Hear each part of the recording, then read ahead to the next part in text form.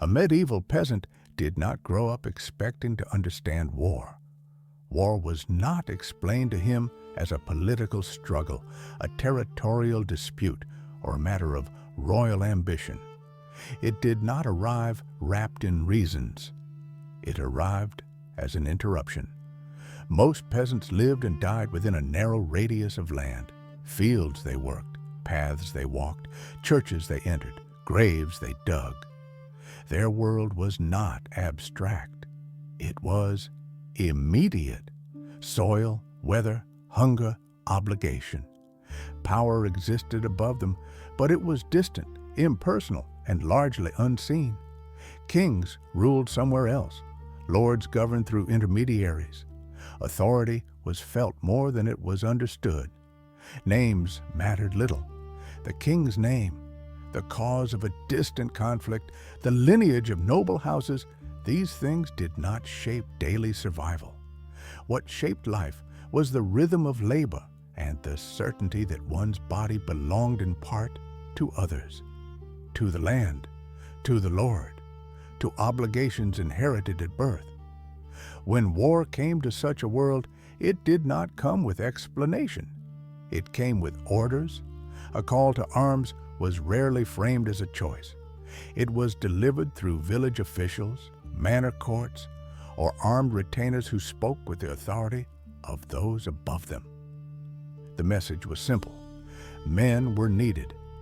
Able bodies were required. Resistance was not anticipated. The peasant did not ask whose war this was. He asked how long he would be gone, whether the harvest would wait, whether someone else would plow his field, whether his family would survive his absence. He did not ask why the war existed, because the answer would not have altered the outcome. In medieval Europe, military obligation was woven into the structure of society. Lords owed service to kings. Vassals owed service to lords.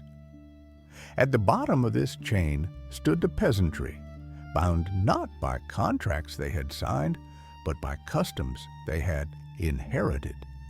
Their role was not to decide, but to comply. For many, the first time war became real was not on a battlefield, but at the edge of their own village. It was the moment familiar faces were gathered, counted, and separated. The moment ordinary tools were replaced with unfamiliar weapons. The moment daily life fractured without ceremony. Some peasants had heard stories of war, songs, sermons, rumors carried by travelers. War was described as dangerous, but also as purposeful. It was spoken of as necessary, as ordained, as something that happened because it had always happened. Few peasants imagined themselves as participants in history. History happened elsewhere, written by others. They were not actors, they were materials.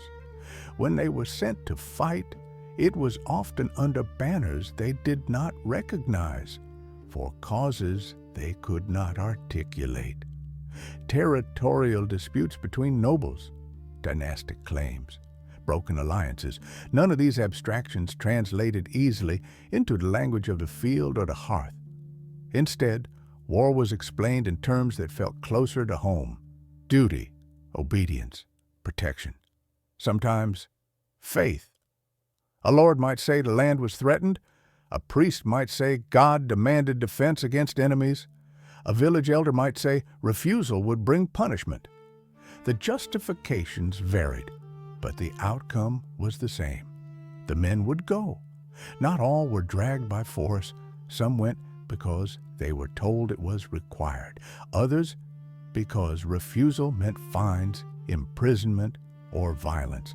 Some because hunger had already hollowed out alternatives. War promised food, wages, or exemption from certain burdens. Even then, the choice was constrained. Voluntariness existed only within narrow limits. For most, war was not a path to glory. It was a temporary removal from life as it was known, one that carried no promise of return. Preparation was minimal. Training was uneven or non-existent. Equipment varied widely. Many peasants fought with whatever could be provided or improvised. Spears, farm tools adapted into weapons, armor that did not fit or protect adequately. Uniformity was rare. Identification was accidental. On the battlefield, peasants did not fight as individuals. They fought as mass, as numbers. Their value lay in presence, not distinction. This was understood even if it was never said aloud. Before departure, families gathered without ritual.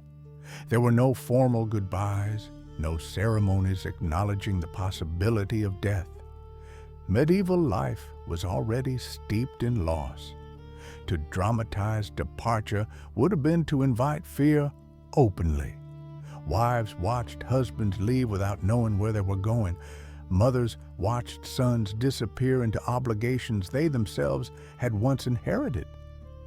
Children learned early that absence was not unusual and return was never guaranteed.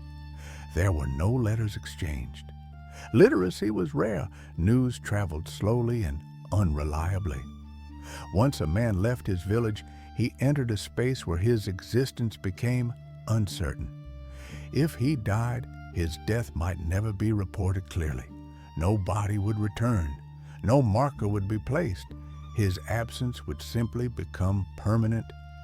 Those who remained behind continued working. They had to. Survival allowed little room for prolonged grief. Fields still needed tending. Animals still needed care. Life did not pause to acknowledge loss.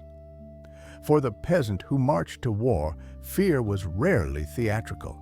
It was quiet, persistent. It sat beneath obedience like a weight. He did not imagine heroic charges or decisive victories. He imagined confusion, hunger, pain. He imagined being wounded far from home, surrounded by strangers who spoke different dialects, under commands he barely understood. Yet imagination mattered little. Once movement began, columns advanced, days blurred. The familiar landscape gave way to unfamiliar ground. Villages passed that looked the same but felt foreign. Each step increased distance, not just from home, but from identity. On the battlefield, peasants were rarely told what success would look like. Victory was defined elsewhere. Defeat, however, was immediate. In battle, names disappeared. Shouts replaced language. Orders were shouted and misunderstood. Lines broke. Bodies fell. Death came without ceremony. To die in battle as a peasant was not to die as an individual. It was to vanish into a mass event. Chroniclers recorded numbers, not lives. Casualties were counted, not named.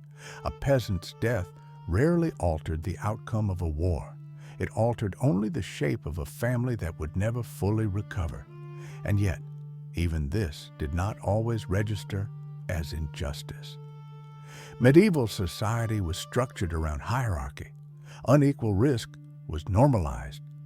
The idea that some lives were more expendable than others was not hidden. It was embedded. Peasants did not expect recognition. They expected obligation. What made this system endure was not ignorance alone, but belief. Many believed their role was divinely assigned. That obedience itself carried moral weight. That suffering born without rebellion had meaning. War, in this sense, was not merely imposed. It was absorbed. Those who died were believed to have fulfilled a duty. Those who survived returned, altered, often injured, sometimes silent. They brought back stories that were rarely told in full. The war did not end for them when the fighting stopped. It lingered in bodies that no longer worked as before, in fields left unattended too long, in families reshaped by absence. And somewhere else, far from these villages, decisions continued to be made. Alliances shifted, feasts were held, music played. The machinery of power moved forward, largely untouched by the cost paid at its base. But that belongs to another part of the story. Those who remained behind did not experience war as an event, they experienced it as a condition. For wives, mothers, children, and the elderly, war was not fought on distant fields. It unfolded slowly at home, in absence rather than action. It was measured not in battles won or lost, but in days without news, weeks without certainty, seasons without return. When the men were taken, nothing formally replaced them.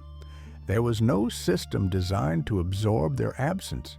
Fields still needed to be worked, rents still needed to be paid. Obligations to the manor did not pause because a husband or son had been sent away.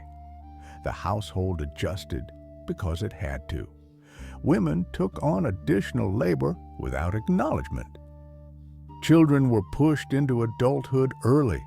Older relatives worked beyond their strength. Survival demanded adaptation, not mourning. There was no official recognition of loss unless it became undeniable. A man was not considered dead until his absence could no longer be ignored, and even then, proof was rare. Death without a body was ambiguous. Ambiguity delayed grief. Many families lived suspended between hope and resignation. They did not know whether to wait or to accept. To mourn too early felt like betrayal. To wait too long risked collapse. This uncertainty shaped daily life. A wife might set aside a portion of food each evening, unable to abandon the habit of preparing for someone who might return. A mother might continue speaking of her son in the present tense, not out of denial, but because language itself resisted finality. In a largely illiterate society, information traveled unpredictably. News came through rumors, passing soldiers, or returning survivors who carried fragments rather than clarity. One man's story contradicted another's. Battles were confused, locations misnamed, outcomes exaggerated or softened. Silence was often the most common message. When news did arrive, it was rarely precise. A battle had occurred. Many had fallen. Some had fled. Names were uncertain. Details were incomplete. Families searched faces for recognition, listening for familiar descriptions that might confirm survival or loss. Sometimes confirmation never came. In such cases, absence became permanent without ever becoming official. A man simply did not return. His tools were left unused. His place at the table remained empty.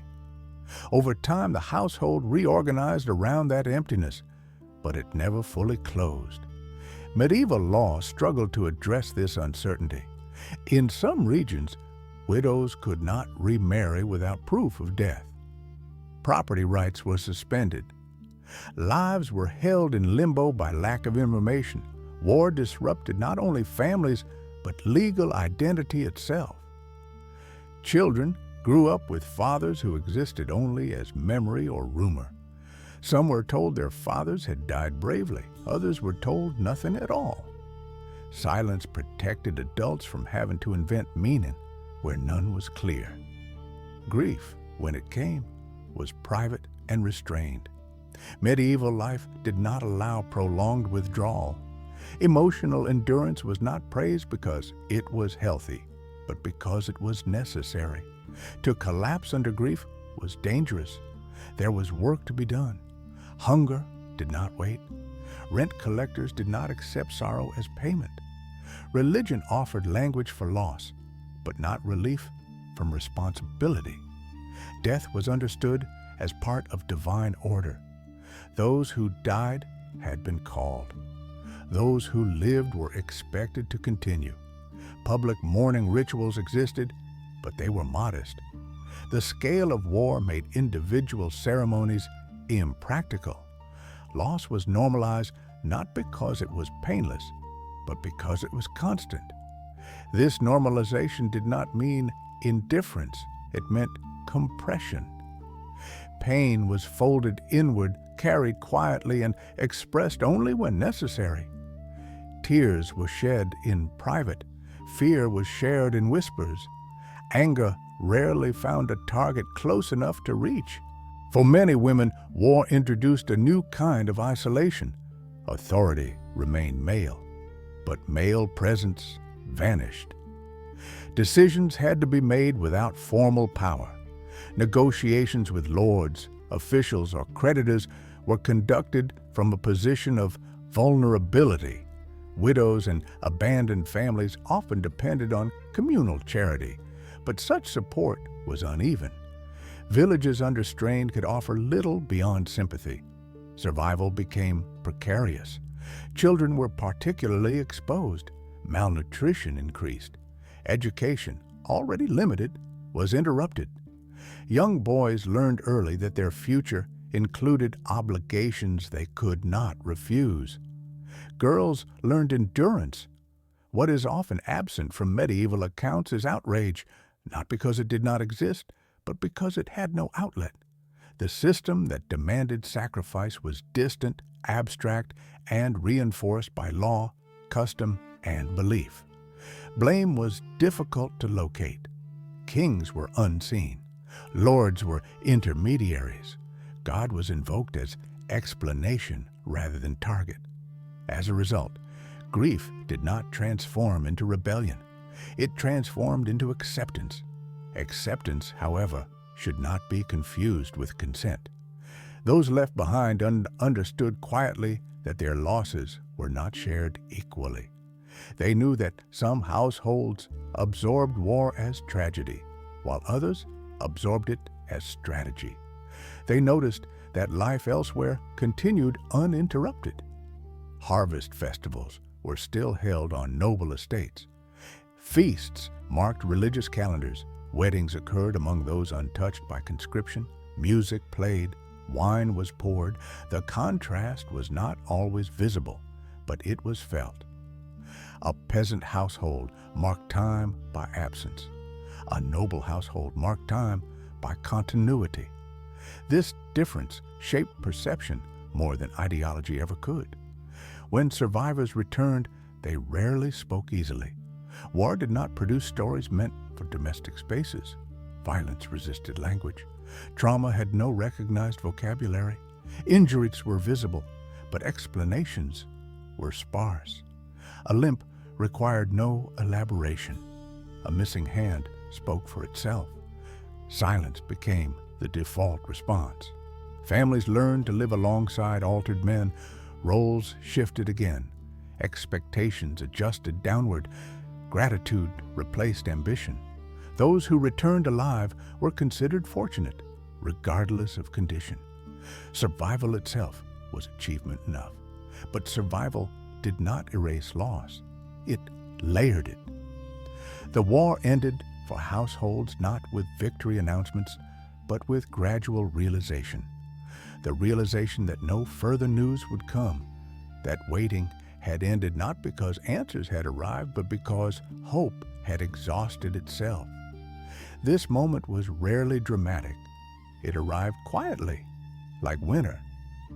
From then on, life reorganized around a new absence. Fields were divided differently. Inheritance was recalculated. Memory softened.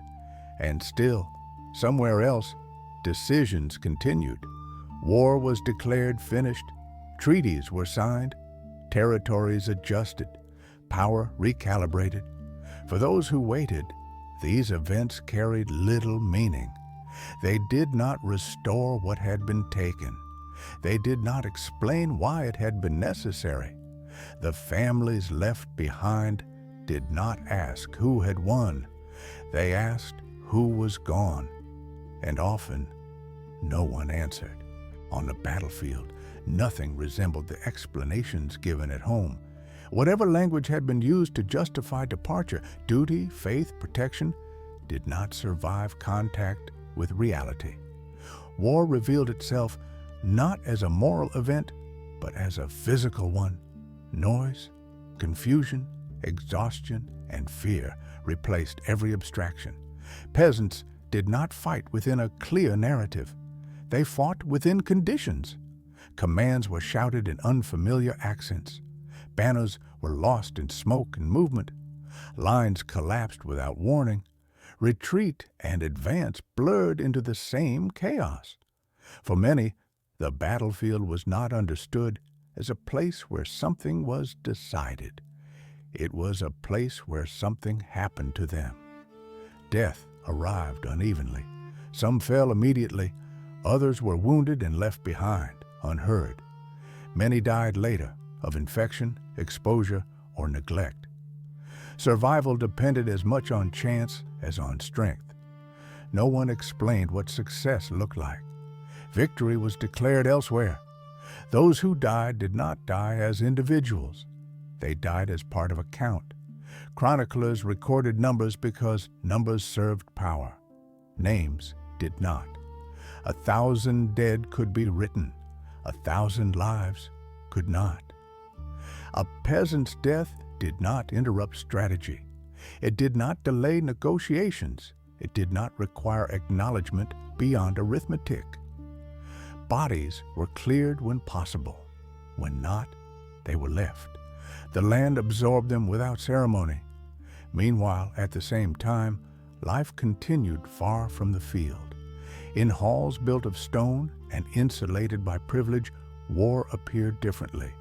It arrived as information, as correspondence, as updates delivered between meals. Reports were read aloud. Maps were adjusted. Losses were assessed in relation to outcomes, not lives. If a battle had been costly but effective, it was judged successful. Cost was an acceptable variable. Meals continued. Music played. Wine was poured. Conversation shifted from military developments to alliances, marriages, and disputes that would outlast the war itself. This was not cruelty in the emotional sense. It was distance institutionalized. Those who ruled did not see the battlefield. They saw results. The suffering that produced those results was filtered, delayed, and abstracted. Feasts held during wartime were not acts of mockery. They were signs of stability. Power demonstrated itself by continuing unchanged. The ability to eat well while others starved was not seen as moral failure. It was proof that order remained intact. This separation between suffering and decision-making was not accidental. It was structural. War functioned precisely because those who decided its continuation did not feel its consequences directly. The system depended on insulation. When peace was negotiated, it followed the same logic. Terms were discussed, borders adjusted, titles affirmed, reparations assigned. None of these restored bodies. For peasants who survived and returned home, the war's conclusion felt anticlimactic. There was no triumph to participate in, no explanation that clarified what had been endured. They returned thinner, quieter, often injured. Their labor resumed because it had to. Their experience receded into memory because there was no place to store it publicly. War ended not with closure, but with silence. The medieval world did not forget peasant soldiers because it failed to record them. It forgot them because it was never designed to remember them. History preserved what power needed to preserve: treaties, dynasties, victories, defeats. The lives consumed to produce these outcomes were considered interchangeable. A peasant's value existed primarily in function. When that function ended through death or disability, so did his visibility. Families remembered, villages remembered, bodies remembered, but memory confined to the powerless did not become history. This does not mean medieval peasants were unaware of the imbalance. They sensed it, even if they could not articulate it politically. They understood that war asked everything of them and little of those above. Yet this understanding rarely hardened into resistance. The structures that demanded obedience were reinforced by law, belief, and necessity. To challenge them required resources peasants did not possess. Instead, endurance became the dominant response. Endurance was not passive acceptance. It was adaptation under constraint. It was learning to live with loss without expecting repair. Those who survived war returned to lives already marked by hardship. War did not break a peaceful existence. It intensified an already fragile one. The medieval peasant did not expect fairness from war. He expected obligation. What makes this history unsettling is not simply that peasants died in wars they did not understand. It is that their deaths were absorbed so efficiently. The system did not collapse under the weight of their absence. It recalibrated. Fields were reassigned. Households adjusted. Authority persisted. Life continued. This continuity is what allowed leaders to feast while others buried their dead. It was not indifference. It was function, a world structured to survive loss without pausing to mourn it.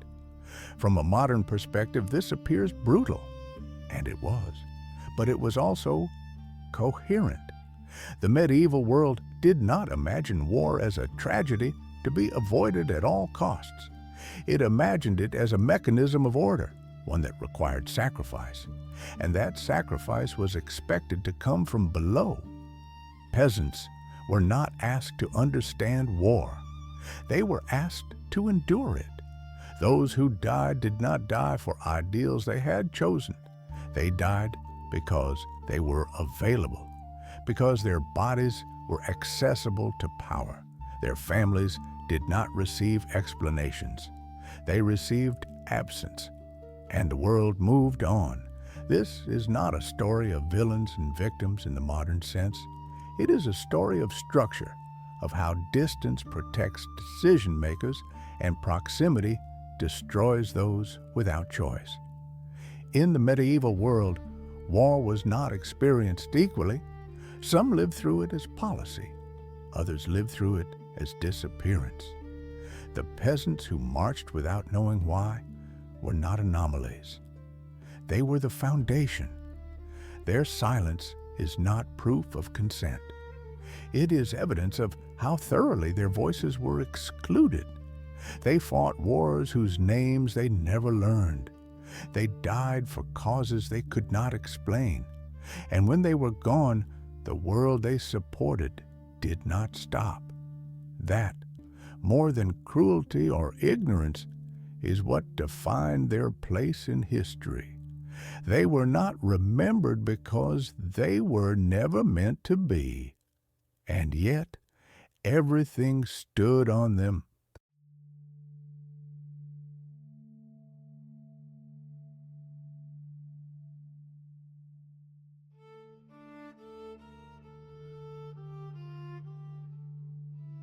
If tonight's journey brought you a moment of calm or a spark of curiosity, you're always welcome to wander these stories again.